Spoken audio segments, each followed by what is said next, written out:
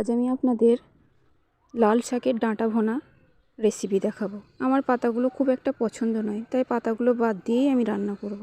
খোলা চাপিয়ে দিচ্ছি। এবার তেল দিয়ে দেব। তেল দিলাম। এবার এটা একটু গরম হোক। গরম হয়ে গেছে। এবার পেঁয়াজ কুচি দিচ্ছি, লঙ্কা দিয়ে দেব কেটে রাখা, নুন দিয়ে দিচ্ছি স্বাদ মতো, লঙ্কা গুঁড়ো দিচ্ছি একটু,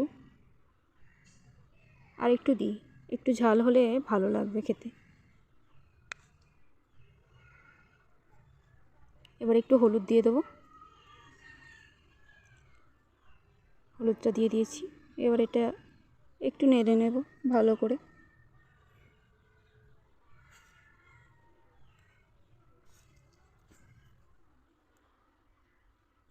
সবগুলো নাড়া হয়ে গেছে। এবার পোস্তটা দিয়ে দেব, বেটে রাখা পোস্তটা দিয়ে দিলাম।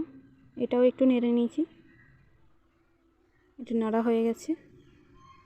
এবার কেটে রাখা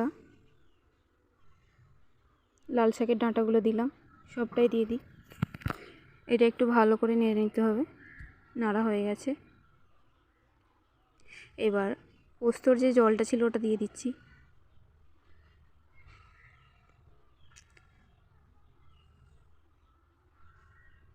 এটা একটু ঢাকনা দিয়ে 5 মিনিট রেখে দিয়েছিলাম। এবার খুলে দেখছি কীরকম হয়েছে। প্রায় হয়ে এসেছে। এবার কেটে রাখা আলুগুলো দিয়ে দেব। কেটে রাখা আলুগুলো দিয়ে দিচ্ছি, সেদ্ধ করা আলু এগুলো, নুন দিয়ে সেদ্ধ করে রেখেছিলাম, ওগুলো দিয়ে দিলাম। এবার সবগুলো একসঙ্গে মাখিয়ে নিচ্ছি, ভালো করে ভেজে নেব। ভেজে নেওয়া হয়ে গেছে। দেখুন ফাইনাল লুক।